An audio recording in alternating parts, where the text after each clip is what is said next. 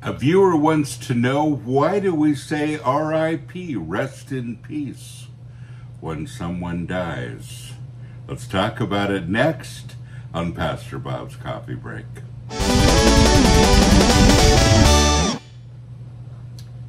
One of our older mugs, one of my favorites, Death is Dead. Isn't that a cool mug? Death is Dead. It's a t-shirt, it's a mug, it's a poster, and mine is full of HEADBANGERS BREW, Joe Mama. Great coffee. If you haven't tried it yet, what? You say, well, I'm waiting for the K-Cups. Wait no longer. We have K-Cups for everything. Also in decaf, it's exactly what the Love Doctor ordered. You can find all of our stuff right here. We are metal, we are family.com.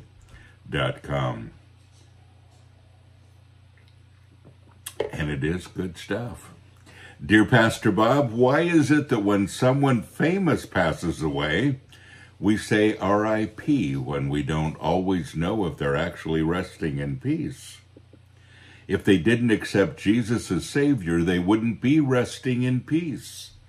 So why say it then? Doesn't this give false assurance to the family of the deceased that their loved one is in heaven, when in fact they may not be there? Do you have any thoughts? That's a really good point, isn't it? And I haven't really thought of that before, but you make a good point.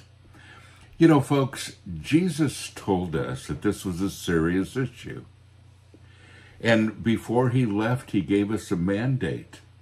And I want to read it here in Mark 16:15.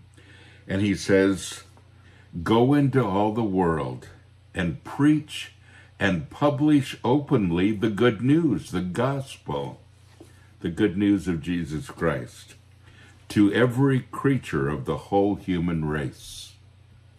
So this is what he asks us to do. It was his parting thoughts. It was the most important thing that he wanted to leave with us. Go, tell them, so they will know and be saved. Really important. And I agree with you. When we say rest in peace, I think for a lot of people it's hopeful that they're resting in peace. And we should probably say, I hope you're resting in peace, instead of just rest in peace and assuming. A lot of folks, because they don't know about Jesus Christ, or they haven't accepted him as personal Savior, or they don't have a real specific take on religion, so to speak, they assume that after we leave here, we're in some kind of a heaven and looking down, and that's where we're at. And they don't have any absolutes to prove that. It's just a thing we do in our society.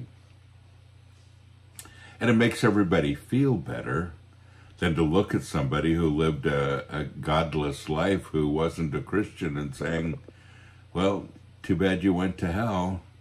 I know. Yikes.